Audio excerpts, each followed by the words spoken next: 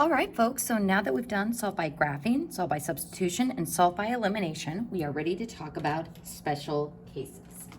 So going back to solving by graphing, we only saw one example on the first page of two lines intersecting each other. Well, if you can picture two lines anywhere on a coordinate plane, there's actually three types of solutions that you can have. The first is the one we saw on the first page of the graphs intersecting at one point, having one XY solution. But the second type of solution we can have is no solution. So if the lines are parallel or have the same slopes, they will never intersect each other. And what that means algebraically is that there is no xy coordinate that will be true when plugged into both of those equations. And our third type of solution that we can have is infinitely many solutions, also abbreviated IMS, and this is when our lines are the same. Now, something I want to draw to your attention about infinitely many solutions, it doesn't mean the same thing as all real numbers. So it's not that everything is a solution, but this point is this one that's a little bit away and a little bit away, and infinitely in between all of those, every single one of those points is a solution. And because a line goes on forever, there's an infinite amount. But is this point a solution in my system? No. So it's not that everything works. It's not all real numbers. It's just that there are infinite amount that exist on that line. So this is what our special cases of no solution and IMS look like graphically. So now we are going to see what our special cases look like algebraically. So our first special case is if the lines are parallel, we will have no solution. And if we have the same line, then we will have infinitely many solutions. So we're going to go ahead and take a look at this first problem. And if I asked you which is looking like the better way of solving this, elimination or substitution, I would lean more towards substitution because I've already got a variable all by itself or isolated on the left side. So if x equals stuff, we're going to take that stuff and plug it in for x in the second equation. So that would give me 2 times, don't forget your parentheses, 12 minus 3y, and then plus 6y equals 24.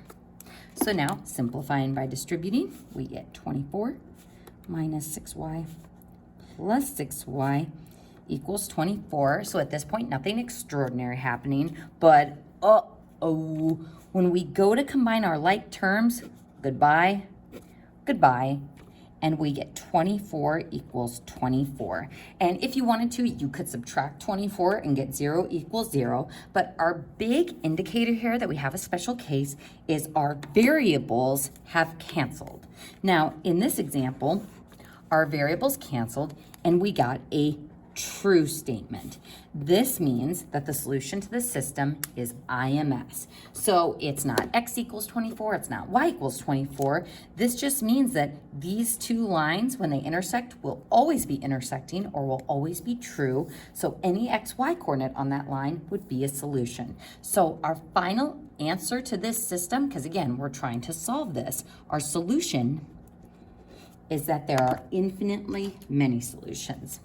Now, on this problem, there's unfortunately nothing we can plug back in to check, but later on in this unit, we'll actually figure out a way that we can generate a coordinate solution for IMS scenarios. So what I'm going to be writing over here is something we're going to be delving into a little bit later, but I just want to show you a preview on why this is going to be useful to us. So instead of just writing IMS for this, what we will eventually be able to do is write a coordinate solution that describes all possible solutions to the system. So what this says is that if these two lines are the same, this describes all points on both of those lines. So this coordinate equation represents all points on both lines, where y is called our reference variable.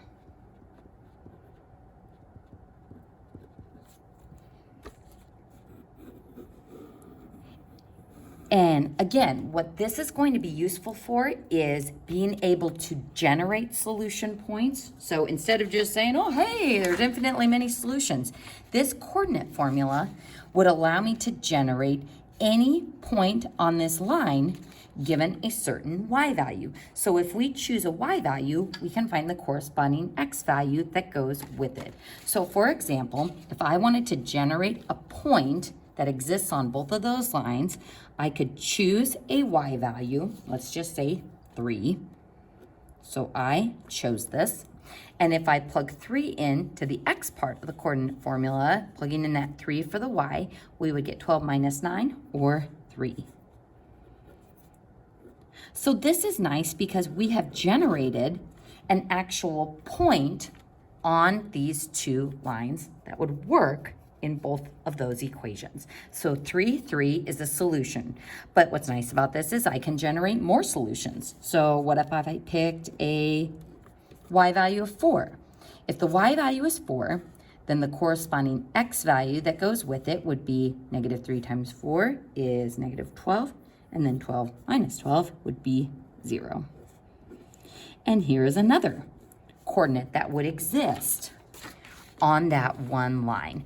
So again, this can be useful because it's like, well, there's infinitely many solutions, but this allows me to generate some of those solutions. And once I have a solution generated, I could also plug this point into both equations to check to make sure that it works. So this allows me to generate things that I can plug in to check. And this coordinate formula also allows me to check whether something is a solution or not. So for example, if I wanted to know if the point 50 existed on both of those lines, sure, I could plug it into both of those equations, but the coordinate solution allows me to just plug into this one equation, I guess, to see if it works. So if I plug in 0 for the y, because that's my reference variable, then negative 3 times 0 is 0, and this gives me 12. So if I plug in 0, what the corresponding y value should, or x value should be, is 12. Because this is not 5, 50 would not be a solution. So again, folks, I just wanted to give you kind of a preview on where we're going to be heading into later on in this chapter. So getting IMS should be a review. Generating a coordinate solution is what we will be doing later. So folks, if our variables cancel and we get a true statement, the solution that I would want you to box is infinitely many solutions. So let's go ahead and look at our next problem.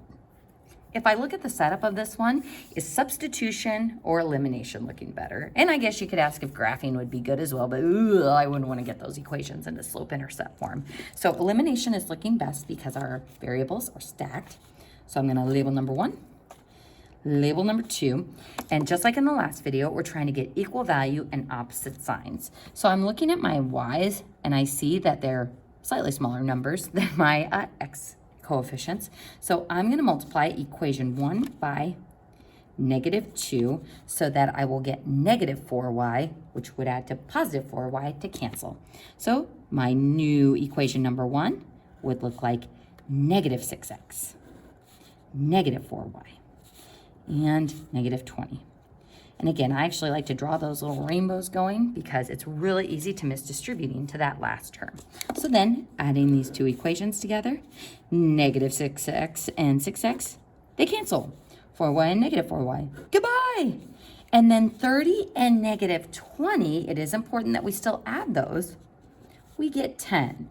So 0 equals 10. So our variables canceled, but this time we got a false statement. So when our variables cancel and we get a false statement, the lines are parallel. And this will never be true, or they will never intersect. So our final solution to this system is there is no solution. Now, unfortunately, for no solutions, the only way you can really check is by resolving it in a different way or resifting through your work. You can also, if you want, write the empty set notation to describe no solution. All right, folks, that concludes the first part of this chapter with solving. In the next video, we'll get into factoring.